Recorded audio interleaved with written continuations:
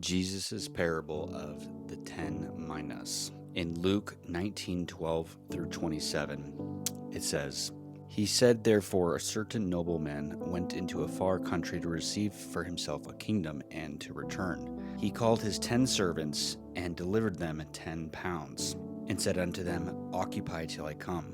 But his citizens hated him and sent a message after him, saying, We will not have this man to reign over us. And it came to pass that when he was returned, having received the kingdom, then he commanded these servants to be called unto him, to whom he had given the money, that he might know how much every man has gained by trading. Then came the first, saying, Adonai, your pound has gained 10 pounds.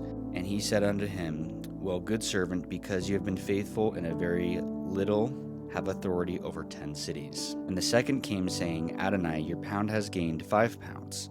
And he said likewise to him, Be also over 5 cities. And another came, saying, Adonai, behold, here is your pound, which I have kept laid up in a napkin, for I feared you, because you are an austere man. You take up that you laid not down, and reap that you did not sow. And he said unto him, Out of your own mouth will I judge you, you wicked servant. You knew that I was an austere man, taking up that I laid not down, and reaping that I did not sow. Wherefore then gave not you my money into the bank, that at my coming I might have required my own with usury? And he said unto them that stood by, Take from him the pound, and give it to him that has 10 pounds. And they said unto him, Adonai, he has 10 pounds.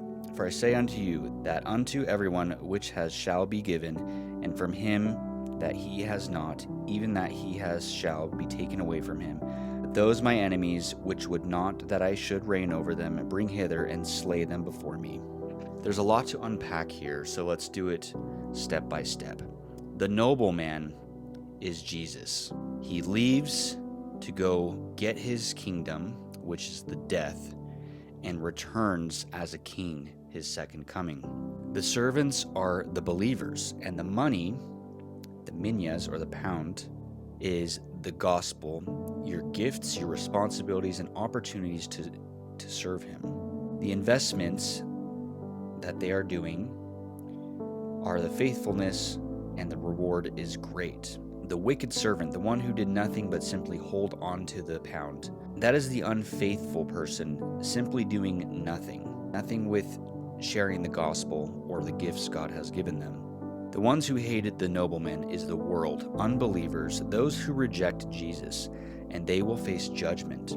The wicked one is a big takeaway because he blamed God for being too harsh, and faith without fruit is useless. James 2:26, "For as the body without the ruach is dead, so faith without work is dead also."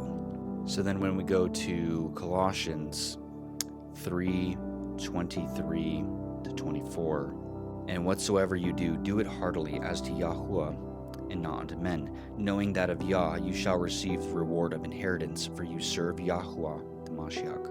What this is saying is when you stand face to face with God, he's going to give you a life review, and he's going to tell you about all the things that you have done or you didn't do.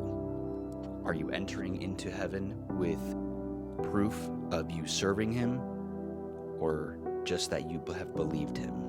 When you enter into heaven, you're going to be given a reward. These are the rewards. There are 5 crowns. There is the crown of life. This is the endurance under trial, James 1:12 and Revelation 2:10. The crown of righteousness, longing for Christ's return, 2 Timothy 4:8. The crown of glory, faithful shepherds and leaders, 1 Peter 5:4. There's the imperishable crown. This is for self-discipline, 1 Corinthians 9:25. There's the crown of rejoicing, leading others to Christ, 1 Thessalonians 2:19. You will also receive authority in the kingdom, inheritance and glory, and praise directly from God. If we go to John 15:5, it says, "I am the vine, you are the branches. He that abides in me, and I in him, the same brings forth much fruit. For without me you can do nothing." This parable is basically saying you have to give it all to God.